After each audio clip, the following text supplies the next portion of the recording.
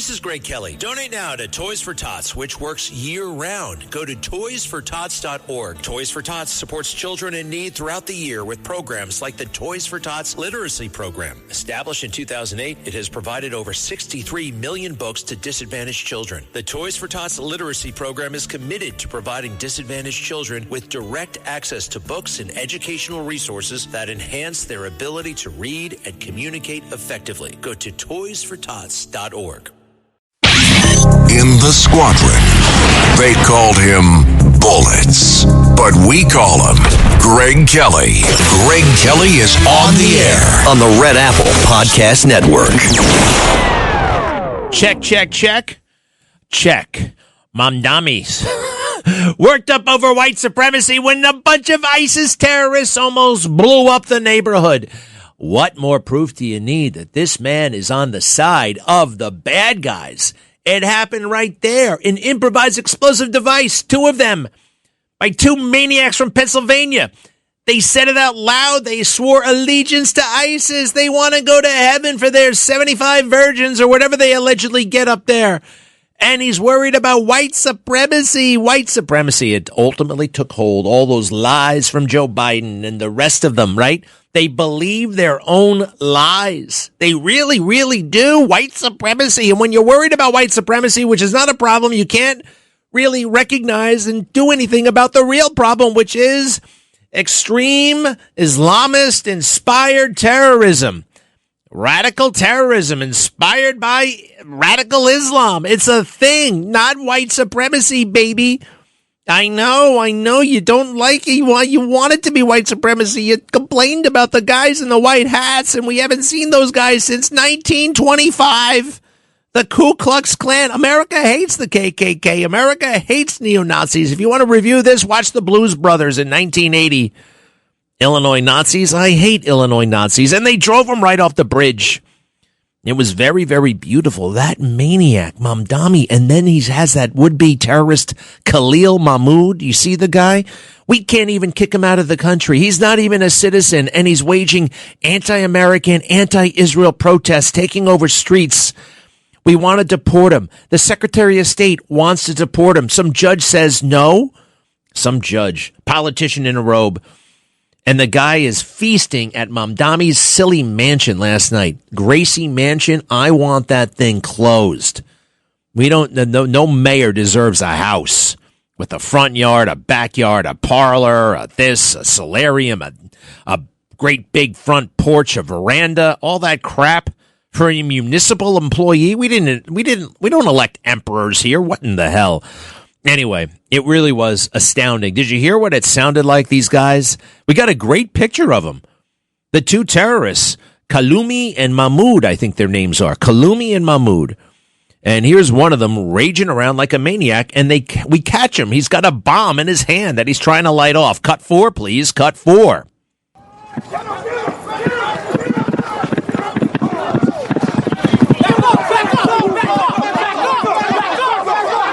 Now, the cops basically kind of dogpiled him, and that was brave. If you see a hand grenade, let me tell you something about hand grenades. All right, having handled a few hand grenades in my day, if somebody drops a hand grenade, it's not like in the movies where somebody jumps on the hand grenade. Number one, I don't know if they ever even studied that, right? Does jumping on a hand grenade with your body, does that like douse the explosion? I know it does in the movies, but I don't know if it really does. But all these cops, they weren't worried about the bomb. They had to get the terrorist, and they did. Here's another little clip here. I don't know how much we're going to, but he's actually throwing it. We have a beautiful, clear-cut, open and shut case that this guy threw a bomb at a bunch of people exercising their constitutional rights. You have a constitutional right to be a jerk, by the way. You don't have any constitutional right to be a terrorist. Cut 5, if you don't mind. Cut 5.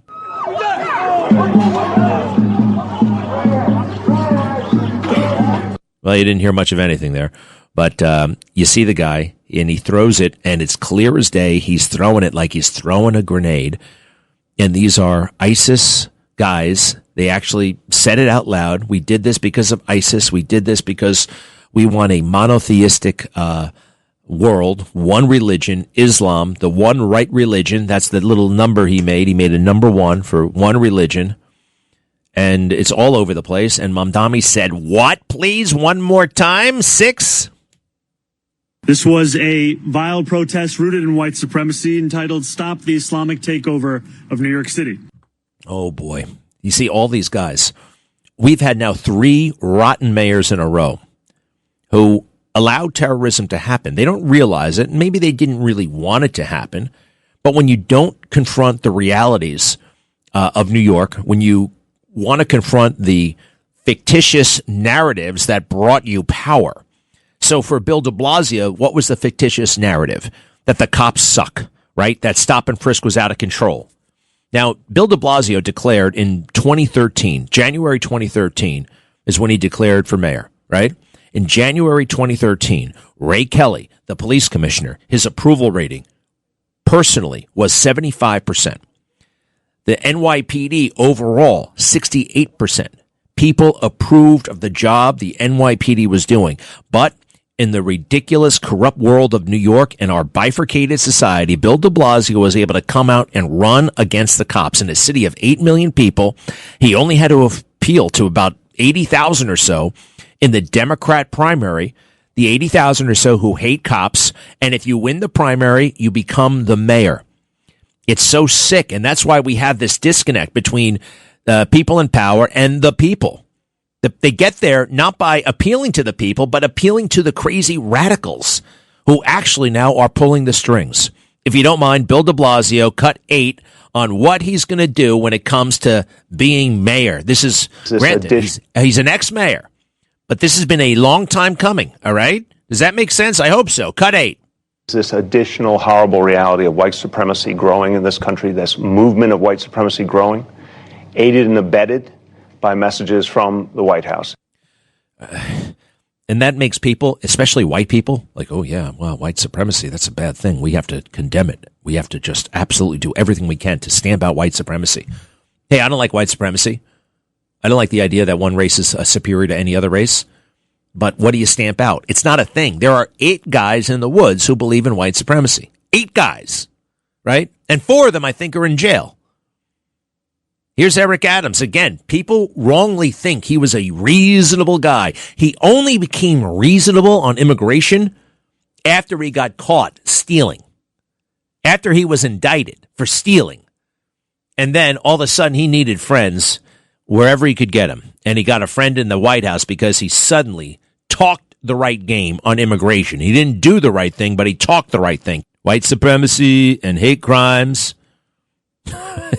And now Mamdani, the same thing. 3 anti-cop mayors in a row. And what do these anti-cop mayors have in common? I want you to think about it for a little bit. I'll help you out. They all, for some reason, made Jessica Tisch a commissioner in their departments. Whether it was sanitation, whether it was Department of Information Technology, or whether it's the police department. Now, what is it about Jessica Tisch? Does she have like that kind of talent to appeal to 3 different mayors? Right? And actually, she was around, she had senior level jobs in the Bloomberg administration. Quite frankly, if she had integrity, she would have left the police department. Rather than stick around. But she's in it for herself. I tell you what, we're unsafe. We're unsafe right now in New York. And one of the reasons is we have a commissioner who is just kind of, she wants to be mayor or she wants to be governor, and everything that comes across her desk, it's not processed with an eye on, I just want to do the best job possible to keep people safe. It's an eye on, what does this mean for me politically? What does this mean for me in my relationship with the mayor? What does this mean for me in my relationship with the governor? What does this mean for me in my relationship with the city council? What does this mean for me? So here's something that's pretty revealing, I think, right? This is how a small-time person thinks. Jessica Tisch, in February, last month, the police commissioner talking about what keeps her up at night. Hint, it's drones. Cut 11, if you don't mind. Cut 11. If there is one threat that keeps me up at night, it is drones. Right now, We have the capability to detect drones, but we lack the authority to take them down ourselves. We expect to receive that authority from the White House this year, which we have long advocated for. Think of how stupid that is, what you just said there. Do you notice? I gotta play one more time. All right. I want you to think. Let's pretend for a second that you are a bad guy. You're a bad guy with a bunch of drones and you want to do something horrible to New York, right? You want to crash a drone, say, I don't know, you want to load it up with a piece of dynamite and you want to fly it into police headquarters. You want to do something bad and you want to do it with drones. You want to put a bunch of poison in the drone and fly it over Central Park so you kill people. So listen to what the police commissioner is saying publicly. So she's saying a couple of things. We don't have the authority to shoot down drones. Why do you need anybody's authority? Why do you need anybody's permission? Just do it. Just do it. Save New York.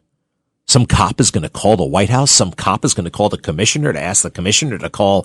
No, some cop is going to call dispatch, and dispatch is going to call the upper dispatch, and the dispatch is going to call the operations manager, and the operations manager is going to call the duty chief, and the duty chief is going to call the assistant chief, and the assistant chief is going to call the deputy commissioner, and the deputy commissioner is going to call the commissioner, and then the commissioner is going to call the White House. The freaking thing is already blown up. But to say out loud that we don't have the authority when and she also said we can detect drones. I can detect a drone just by looking up. I can detect a drone by going to Best Buy, buying a couple of things, and presto changeo, I got a drone detection system. Anybody can have a detection system. What about the capability to shoot them down and the willingness to do so? They're such idiots. I'm sorry. You know, we have such amateurs in control right now. And I may be biased, but Ray Kelly, the longest serving police commissioner in history, and I know this firsthand, baby. He wasn't making any decisions about the department. Hey, what's good for Ray Kelly? What's good for him? How do I become mayor after all this? How do I do this? How do I do that? It was always about the job, getting it done for the people, doing the right thing. So when it came to drones or airplanes or anything else trying to hurt New York, what did Ray Kelly have to say about that? In the middle of his tenure, all the way back in 2011 on 60 Minutes, Ray Kelly, longest serving police commissioner ever, Bill Bratton shows up for a cup of coffee and then dines out on it for the rest of his life. Corrupt bastard. But he didn't say anything about, we need the permission of the White House. And we're hoping to get that later this year. We have the equipment and the training. And the implication is, we're going to do that to protect New York. See, look, I don't know how to rig up a drone system or a drone detection system or a fighting thing. I mean, I can take a shot at it, but I know that there are people who know how to do that, and I know it can be done. I have to think about also, they have to think about what is being said publicly to the public, because in the public are the bad guys. Now, listen to this next little piece of information that Ray Kelly lays down. He's already said we have the ability to do it. It goes without saying that they will do it. And what's the next piece of information? Ray Kelly, longest serving police commissioner in New York City history. Stay away. Bad things are going to happen to you if you come to New York. Get it? So where are we now? We got a mayor complaining about white supremacy when there's no white supremacy, when an Islamic crazy ISIS person, two of them, just threw bombs at his house. And then we have his clueless police commissioner saying out loud, what again? Cut 11? There is one threat that keeps me up at night. It is drones. Right now, we have the capability to detect drones, but we lack the authority to take them down ourselves. We expect to receive that authority from the White House this year, which we have long advocated for. This year, it's March. The year's got 9 months left. I don't know why.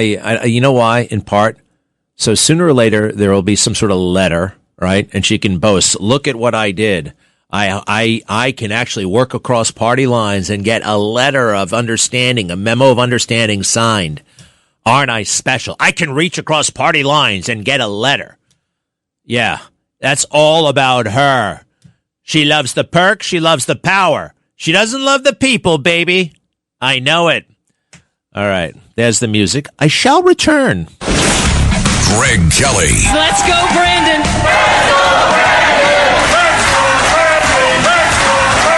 On the Red Apple Podcast Network. Greg Kelly. On the Red Apple Podcast Network. Oh, one more little thing. Arzu Malik, a staff member of the Mandami people back in the state office days. She has a certain view of the world that I think it's reasonable to wonder why Mamdani would hire an individual like this for their office. You see, what makes us nervous is a lot of folks of her ilk, right, of her mindset, seem to be saying that violence is actually A-OK. And that's what really concerns us. And it seems like, I don't know, I hate white supremacy, but from what I see, we don't have any bombs being thrown around America lately, or quite frankly, anywhere in the world over white supremacy. I see a lot of bombs and missiles and all kinds of things where the root cause, you could say, is Islamic jihad. Is that fair? I think that's fair. Hey, I put on Twitter my genuine thoughts about this James Tallarico character. Is that his name? I mean, the guy is... Everybody, I was worried about him myself. I didn't think about the issue deeply enough. James Tallarico, he opens his mouth, seems like a smart guy, right? For a second or two. You give it a little bit more inspection, you realize, oh, when you look at the other stuff he said. This guy, they ask him a question. What do you like, instead of your friends and family, what do you love the most in this world? And he said, trans children.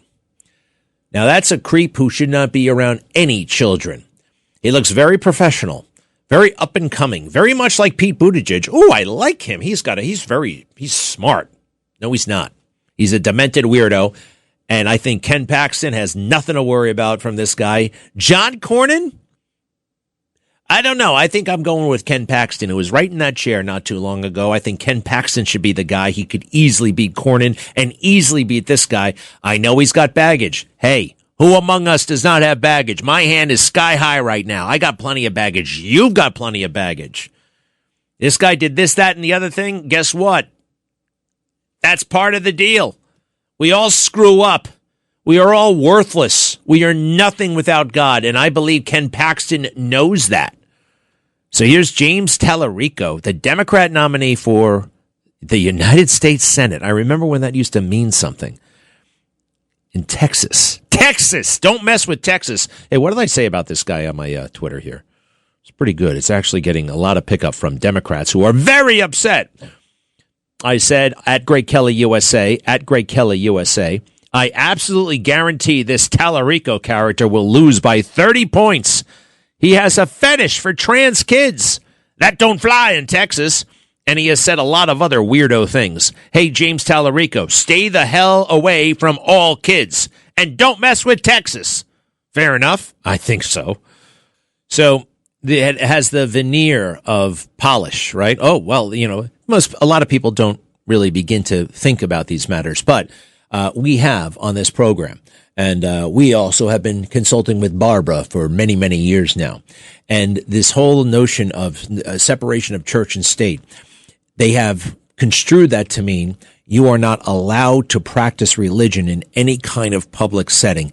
And that is false. And that is not what the Founding Fathers said. Freedom of religion can be practiced wherever you are, including a government building. And this double talk about the 10 Commandments, now suddenly there is a universally agreed upon 10 Commandments, Judeo-Christian society, Judeo-Christian values governed the Founding Fathers. Some of them said it out loud. Now, yes, some of them were atheists, but all of the institutions of America, all of our kind of comings and goings, from the HR department to, quite frankly, St. Patrick's Cathedral, right and wrong, good and bad, it all comes from God. It all comes from our Judeo-Christian values. And I just think that this guy, he reminds me so much of Pete Buttigieg. The only time Pete and this guy talk about faith is actually to use it as a weapon. Like, you see, I'm conversant in the issues, and I will use it against Republicans, right? That's the little... They never, by the way, talk about the joy of actually knowing God, the beauty, the wonderful things that can happen. If, oh, by the way, you obey the 10 commandments, and have I strayed? You better believe it. But have I been picked up and repaired? You better believe it. That's the best part. That's the best part. He also is fond of trans children. Is that it, right? Trans kids? Yeah, it's the same podcast.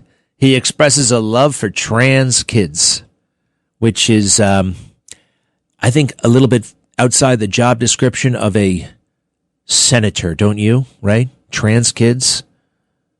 Why would he say such a thing? Go ahead if you don't mind with that. Something that you love that's not family or friends. I love, I'm just saying this because it's on my mind, the trans children who showed up yesterday at the state capitol to advocate for their humanity. They shouldn't have to, but it was an inspiration to watch.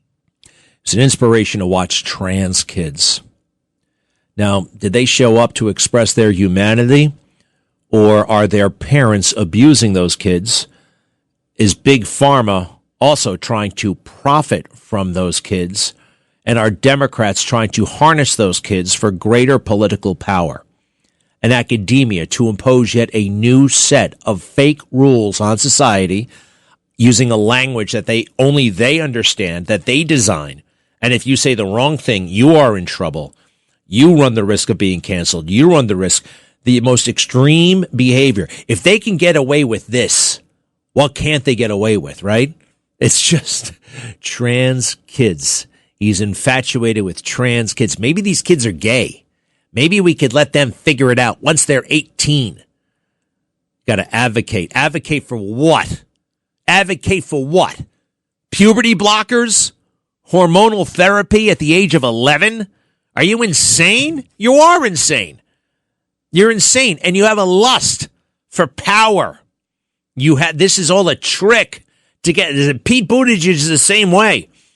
Politics. It's just a way for him to go to those parties in California and those subterranean wineries. You hear about that guy, right? Pete Buttigieg. 4 documentaries about the guy on Amazon. 2 books. Now, why is that? Mostly, quite frankly, with him. I don't know about this Tallarico guy, but I have my suspicions. It doesn't really matter.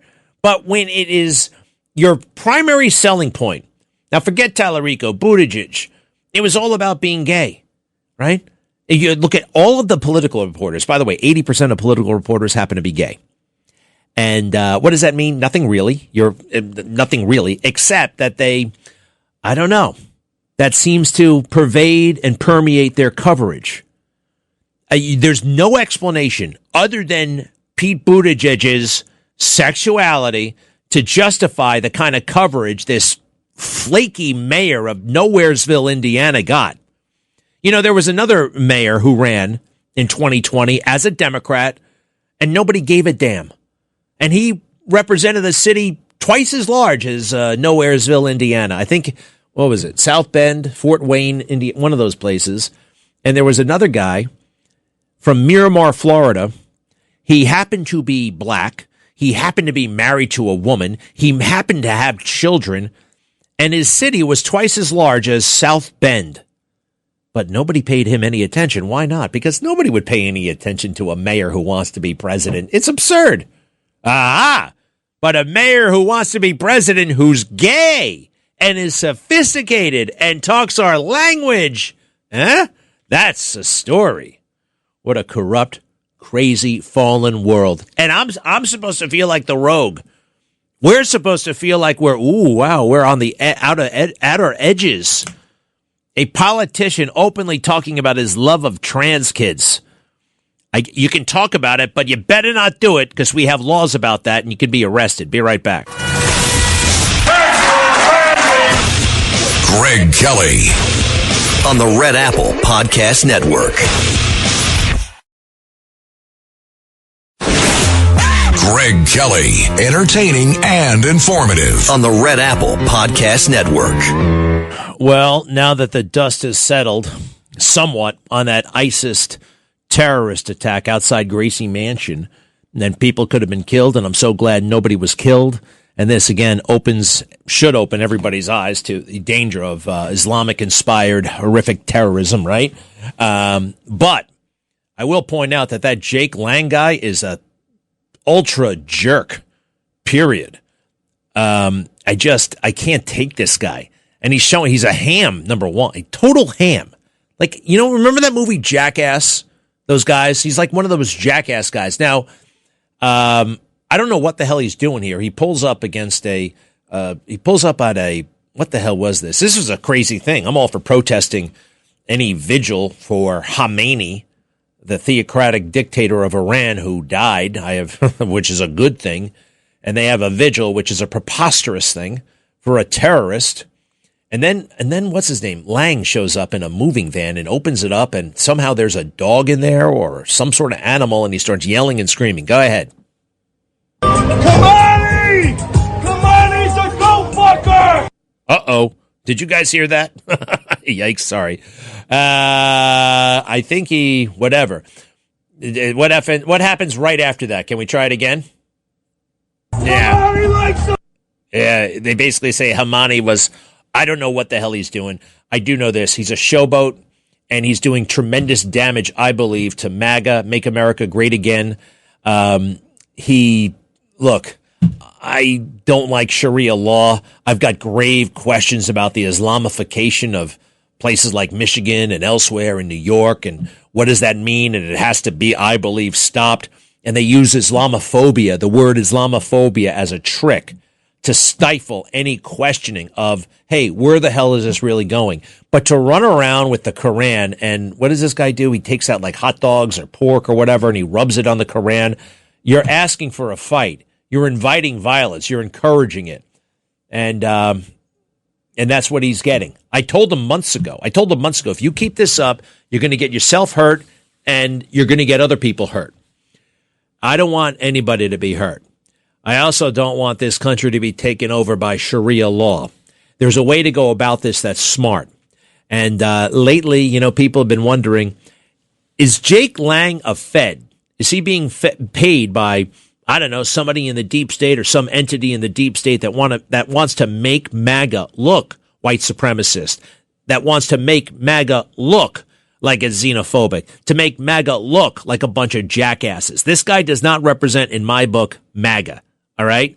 He is possibly, I could see him because, look, here's one weird thing. I interviewed this guy twice from January 6th. I interviewed a lot of the January 6th prisoners from prison.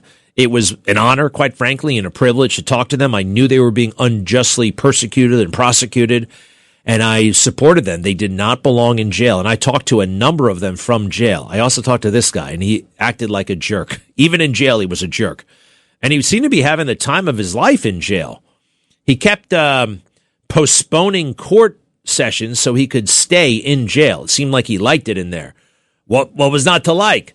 He had a podcast. I don't know how you work a podcast while you're in jail, but he had a podcast that seemed to be doing pretty good while he was in jail. The guy never had it so good, perhaps. 800-8489-222. 800-8489-222. The Gavin Newsom book, I'll get to that in the next hour. What a fool. It's all out in the open now. The man has rendered himself not only unelectable, like unservable. He cannot be the president. With his admissions in this book and the book tour, the stuff he is saying out loud about himself. Up until now, I just thought he was a psychopath.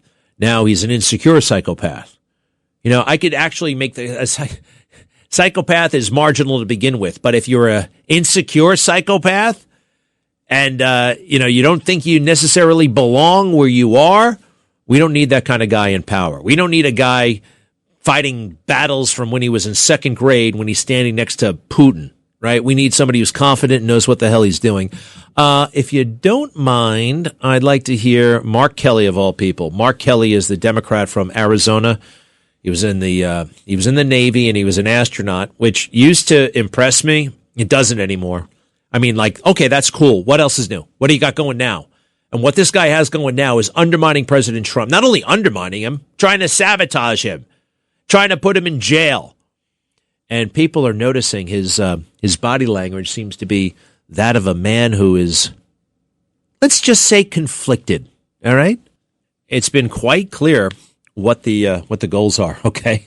We want to degrade their missile. We want to degrade their nuclear. We want to stop them from exporting, terror. And, oh, by the way, if regime change happens, that's great. These are very clear-cut goals, and these are very achievable goals, and it looks like we may have achieved most of them. We're actually running out of targets to bomb. But there's an awkwardness and a weirdness to him that's interesting to observe. He's a haunted man. There's something wrong with him. Baltimore Police Department officer has been shot and transported, I guess, to the hospital. Baltimore police is on the scene of an active shooter incident. An officer has been shot, transported to shock trauma. Suspect also shot. Avoid the surrounding areas. Baltimore police. Man, I think it was just yesterday I was hearing from Governor Wes Moore how great everything is in Baltimore. And as a black boy, right, I knew what it felt like to have cuffs on my hands. That shuts up just about everybody in the room. It shuts up everybody. Ooh, wow, he just talked about being a black boy in handcuffs and criminal justice. I can't say a damn thing. Well, guess what? That used to work, and I'm pleased to notice that it's not working with the state lawmakers there. What's the capital of that place? It's not Baltimore. It's Annapolis. Everybody thinks it's Baltimore. It's actually Annapolis. And those guys they've had it with him. And they don't like him, and they don't like working with him. He's arrogant. He's inexperienced. He doesn't know really how to get things done. Wes Moore, that guy is crashing and burning big time right now. What was the other thing that I kind of was excited about today? Tallarico, Trump. Yeah, I guess the Gavin Newsom stuff. I mean, I just want to make sure everybody reads this book or they know about it, because he's a maniac when he talks about the book. And he's a maniac when he describes the book. Listen to this. Cut 16, if you don't mind. Cut 16. It's the privileged side that people see, and they don't necessarily see the side of my mom and her struggles. And so I try to crack all that open, because it's a way of cracking me open. It explains my anxieties, my uncertainty, my imposter syndrome, my ability to walk in two worlds, but also sometimes never feel part of either world. Imposter syndrome. That's when you're a fraud. I guess he's owning that, but this means you can't be the president if you have imposter syndrome, right? He doesn't even think he should be the governor. He doesn't even want to be the governor. He's written a book and he has a podcast. Hey, it's one thing if you are, WABC radio, great. Red Apple Media, great. But you have responsibilities like keeping those damn reservoirs full of water. Cut 15, Gavin Newsom trying to sell his stupid book, which is, oh, by the way, called Young Man in a Hurry. Gavin Newsom is 60. Stop. He's 60 years old. Keep that in mind. 60 years old. And this book is called A Memoir of Discovery. He finds out all these dumb things about his great-grandmother and stuff that he did not know until he became governor and started writing the book. So I don't get it. You make fun of Gavin's book. You're making fun of his mom. 2 or 3 jobs. He's very cute about that. It's not like she worked 3 jobs at the same time. It's like she had 3 jobs throughout her life. One more, if you don't mind. Cut 14. No, look, I just, Mark, I don't know if you've seen this. I don't know that anyone cares to see it. I'm on the other side of a lot of things right now. I'm just, I've been shapeshifted in the last couple of years. After the recall, I came out a totally different person. After the fires in Los Angeles, where I was on my heels and getting just crushed by Elon and by Trump and the right-wing media and Hannity and all these guys 24/7 just trying to tear us down, pushing another recall. Some people didn't have their house, and he's bitching about getting made fun of on cable news. People lost their homes. All right. If there's any doubt, there should be no doubt. Total psychopath. We shall return. Thanks for listening to The Greg Kelly Show. You can hear The Greg Kelly Show weekdays at 12:15 on 77 WABC. If you like the podcast, share it with your friends and listen anytime at WABCRadio.com and download the WABC Radio app. Hit that subscribe button on all major podcast platforms. Plus, follow WABC on social on Instagram, TikTok, Facebook, and X. See you next time for a new episode so you never have to wonder. What the heck is going on here?